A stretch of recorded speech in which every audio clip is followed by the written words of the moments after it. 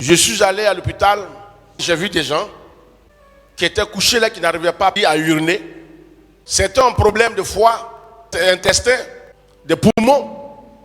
Et beaucoup ont perdu leurs membres. Alors hier, il courait seul. Il s'est déplacé sans l'aide de personne. Et j'ai vu beaucoup couchés à même, je dis bien, à même le sol. Et ceux qui les accompagnaient, certainement, d'autres sont lassés, fatigués, du fait que la guérison de leurs patients tarde à venir. Et d'autres même ont un problème de sang. Et l'on n'arrive pas à trouver le sang qu'il faut pour les ranimer. Aucun de nous n'a ce problème ce matin. Je voudrais solennellement te dire, tu dois faire la joie du Seigneur et non sa tristesse.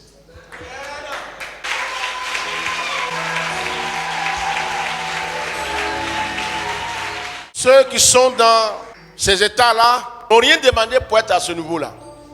Nous mangeons les mêmes choses, nous buvons les mêmes choses. Nous marchons sur la même terre. Nous empruntons les mêmes véhicules. Nous dormons et nous nous réveillons. Mais les voilà cloués au sol. Chaque jour, ce sont des ordonnances. D'autres attendent des examens et ça ne vient point. Même quand ça vient, il faut attendre la décision des professeurs qui vont siéger 2 ou 3 afin de décider d'une quelconque opération.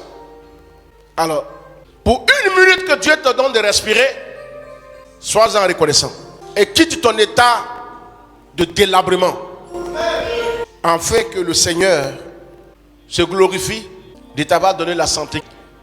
Toi, en qui l'eau coule dans ton corps, le sang circule dans tes veines. Toi qui es comme une fleur, peut-être le matin, tu fleuris, tu brilles, mais après-midi ou à midi, tu peux faner. Fais attention à ton comportement. Fais très attention. N'héritons pas le Seigneur. Ne le mettons pas en colère. Mais réjouissons-nous de nous avoir donné de marcher sur la terre des hommes. Parce que souvent, quand vous êtes attristé, vous donnez l'impression comme si Dieu n'a pas été bon à votre égard. Votre situation n'est même pas comparée à ceux qui sont cloués au sol. Le Saint-Esprit de Dieu est un esprit de paix, de joie et non de tristesse. Il a dit, lorsque quelqu'un est attristé, il s'écarte de ce dernier jusqu'à ce que ta joie te revienne. Alors je voudrais que vous soyez joyeux en tout temps et en tout lieu, car il a dit toutes choses concourent bien de ceux qui aiment Dieu.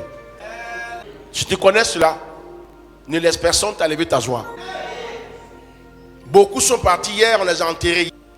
Ils étaient bien portants, mais au retour à la maison, on regarde leur fauteuil est vide. Là où ils étaient couchés est vide. Et quand on regarde, c'est la désolation. Une séparation forcée. Mais toi, tu n'es pas dans ce cas-là. Pourquoi t'attristes-tu? Comme si tu étais dans une fosse. Revois ta position et change de comportement. Alléluia. Il faut apprécier à sa juste valeur la santé que Dieu te donne. Même si ta poche ne pèse pas, la vie qu'il t'a donnée pèse.